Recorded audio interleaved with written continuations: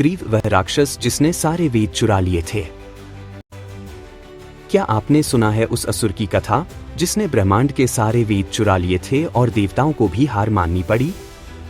यह कथा है हयग्रीव राक्षस की, जिसकी तपस्या इतनी प्रबल थी कि उसे ऐसा वरदान मिला जिससे देवता भी संकट में पड़ गए।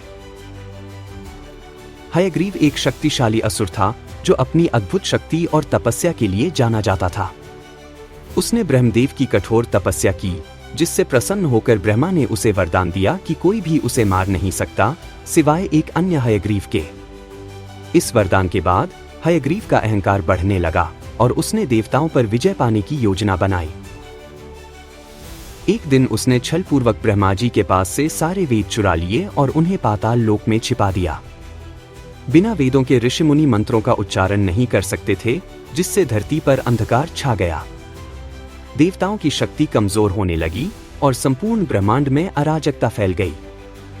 हयग्रीव को रोकने का कोई उपाय नहीं था, क्योंकि उसे मारने के लिए एक और हयग्रीव की आवश्यकता थी जो असंभव प्रतीत होता था। तब देवताओं ने भगवान विष्णु से सहायता मांगी। उन्होंने एक अनोखा उपाय किया और स्वयं हयग्रीव का रूप धारण कर लिया। इस अवतार में उनका सिर घोड़े के समान था और वे हयग्रीव को मारने वाले एकमात्र योद्धा बन गए। भगवान विष्णु और हयग्रीव के बीच भयंकर युद्ध हुआ जो कई दिनों तक चला। अंततः विष्णु जी ने अपने सुदर्शन चक्र से हयग्रीव का संहार किया और वेदों को पुनः प्राप्त करके ब्रह्मा जी को लौटा दिया। कुछ कथाओं के अनुसार हयग्रीव की आत्मा आज भी कहीं विद्यमान है और जब भी अधर्म बढ़ता है उसकी शक्तियां पुनः जागृत होने लगती हैं।